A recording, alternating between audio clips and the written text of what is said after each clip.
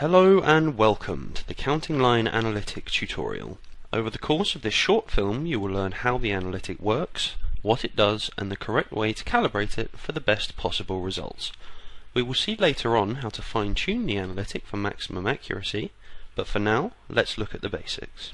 To introduce you to the product, here is the analytic fully set up and successfully counting people on a wide footpath. Most importantly, you should notice that the camera is mounted in an overhead position, facing the ground and at a close to vertical angle. We will explore the on-screen elements that are making the counting line function in a later clip. Before we do that, here is the analytic uncalibrated counting people in a town centre. Please note that the counter has been set up to work in two directions.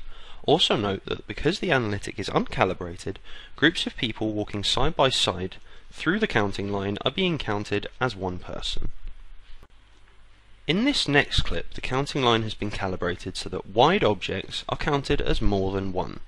As the people pass over the line, the counter numbers are changing, and furthermore, when groups of people cross the counting line side by side, unlike in the previous clip, they are being counted correctly.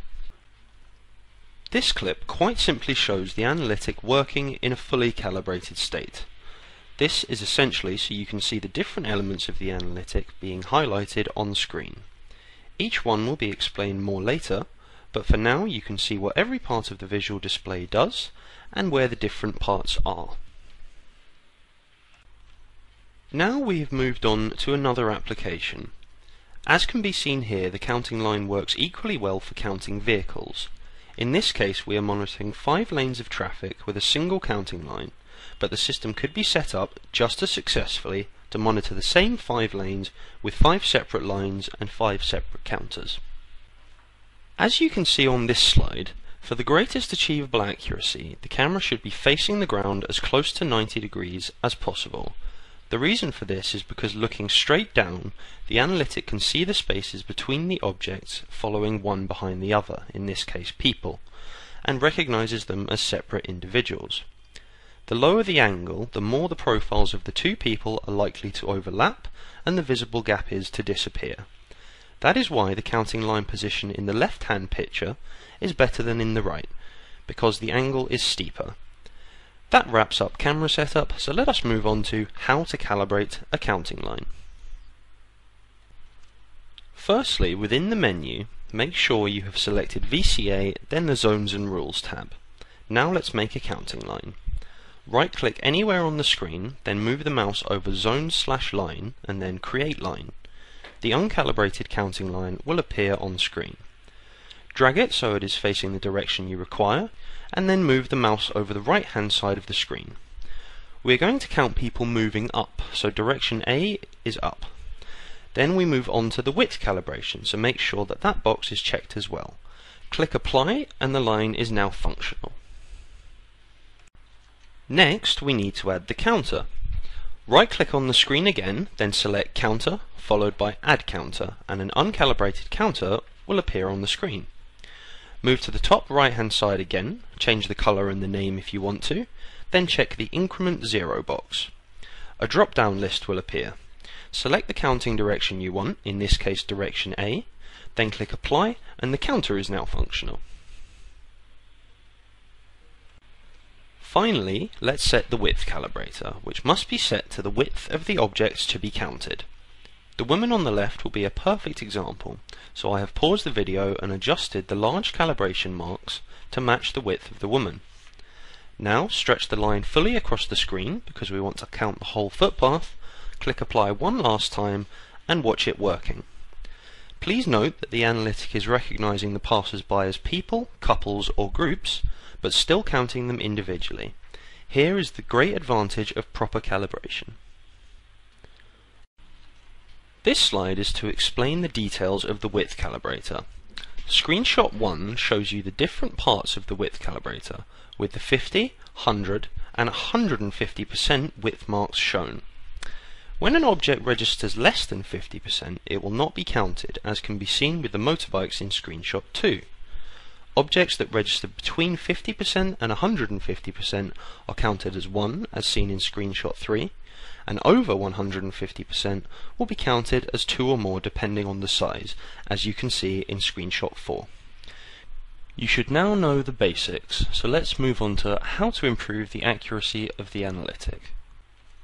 As you can clearly see on this slide, the most efficient way to eliminate errors and improve accuracy is by counting a sample group of at least 100 people or vehicles with the analytic, then counting the same group manually with a tally counter, as shown on screen, or by simply using old-fashioned pen and paper.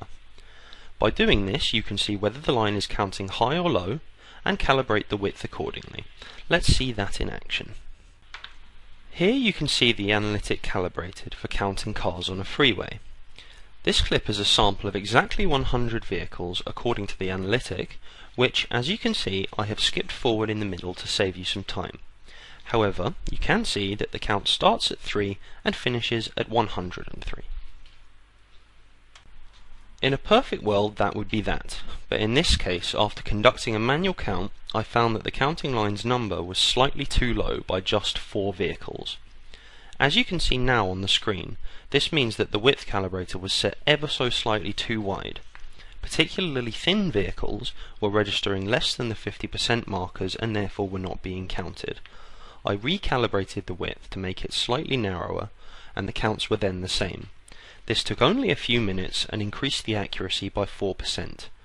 Next, let's look at light and the effect that can have on accuracy. Here you can see the analytic calibrated to count people walking down a narrow corridor and passing in both directions.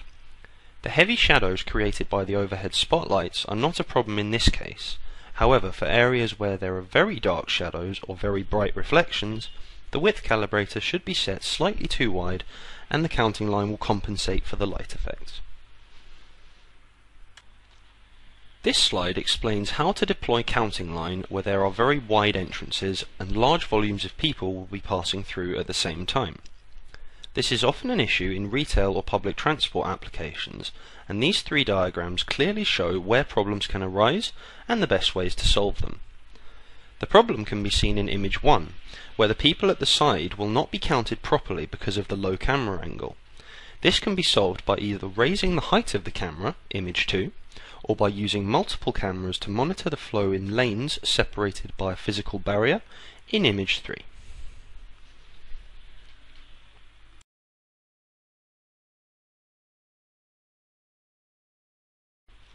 The last issue, which can be very confusing when using counting line, are the bounding boxes and lines from the tracker algorithm, which may be running at the same time as counting line. If you are not concerned by the tracker output, then the best thing to do is to disable it to avoid confusion. Firstly, move to the right hand side of the screen and turn the presence filter off. To simply switch the display off, right click on screen, select display, and then uncheck the tick boxes. Alternatively, to disable the display and the underlying tracker completely, go to the Enable Disable tab under VCA on the left-hand menu. That now concludes the tutorial.